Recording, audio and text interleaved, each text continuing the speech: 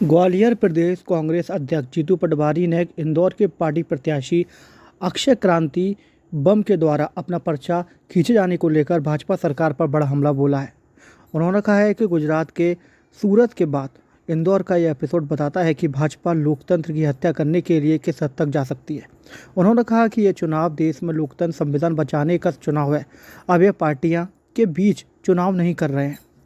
गौरतलब है कि कांग्रेस के इंदौर प्रत्याशी अक्षय क्रांति बम ने आश्चर्यजनक तरीके से सोमवार को अपना नामांकन वापस ले लिया, जबकि वह भाजपा के शंकर लालवानी को कड़ी टक्कर देने की स्थिति में थे।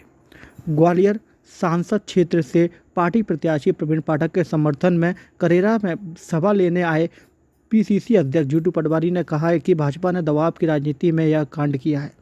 कुछ दिन पहले ही अक्षय क्रांति बम के खिलाफ हत्या का प्रयास का मुकदमा दर्ज कराया गया था।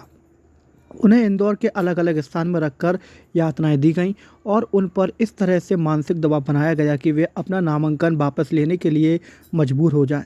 ऐसे में ये लोकतंत्र की हत्या है। सूरत में लोग पहले ही इसका नज़ारा देख चुके हैं। अब मध्य प्रदेश के इंदौर में भी ये देखने के बाद साफ हो गया है कि भाजपा लोकतंत्र में विश्वास नहीं करती। वह स्वस्थ लोकतंत्र के खिलाफ है और तानाशाही से सरकार चलाना चाहती है। ऐसे में देश की जनता को इस तानाशाही सरकार के खिलाफ उठ खड़े होने का वक्त आ गया है, क्योंकि अब यह पार्टी के बीच का चुनाव नहीं रह गया है, बल्कि यह संविधान को बचाने, आरक्षण को बचाने का चुनाव बन गया है। इसलिए लोग अपने घरों से निकलने और इस तानाशाही सरकार के खिलाफ वोट करें। देशवासियों, प्रदेशवासियों, आज इंदौर में एक कांग्रेस का प्रत्याशी था। उस पर 3 दिन पहले कोर्ट से 307 की धारा बढ़वाई गई। 307 कोई केस था उस पर पुराना। उसको डराया गया, धमकाया गया, रात भर उसको यातना दी गई अलग अलग प्रकार की। और आज सुबह कांग्रेस के प्रत्याशी को ले जाके फॉर्म निकलवा लिया गया जो वैलिड था। ये मैसेज क्या है? ये मैसेज है इंदौर वासियों कि आपके वोट के अधिकार का उपयोग नहीं करना है आप लोगों को। मैं प्रार्थना करता हूं पूरे प्रदेश की जनता से, मैं प्रार्थना करता हूं पूरे देश की और खासकर इंदौर की जनता से कि लोकतंत्र में आपको बिलीव है, विश्वास है, तो फिर इस तानाशाही के अगेंस्ट पूरे देश को, प्रदेश को खड़ा होना पड़ेगा। अब ये कांग्रेस बीजेपी का विषय है ही नहीं।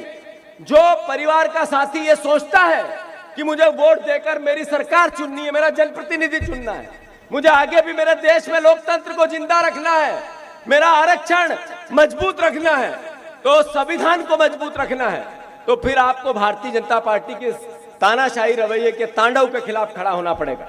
मैं अनुरोध करना चाहता हूं, सूरत में भी इसी प्रकार से एक प्रत्याशी का उन्होंने फॉर्म निकलवा लिया और निर्विरोध सांसद भारतीय जनता पार्टी का बन गया। बीजेपी इसमें गौरव महसूस करती है, अपनी वाहवाही करती है, अपना दम भरती है, अपना घमंड बताती है। पर सूरत की उस जनता की क्या गलती थी जो अपने वोट से अपना सांसद चुनना चाहती है? क्या कारण है कि इस प्रदेश में लगातार लोगों को दल बदल करवाया जा रहा है? लगातार भारतीय जनता पार्टी पूरे प्रशासन का दुरुपयोग कर रही है। क्या कारण है कि इस प्रदेश में लोकतांत्रिक मूल्यों का दिन रात बलात्कार हो रहा है, हत्या हो रही है? मैं फिर से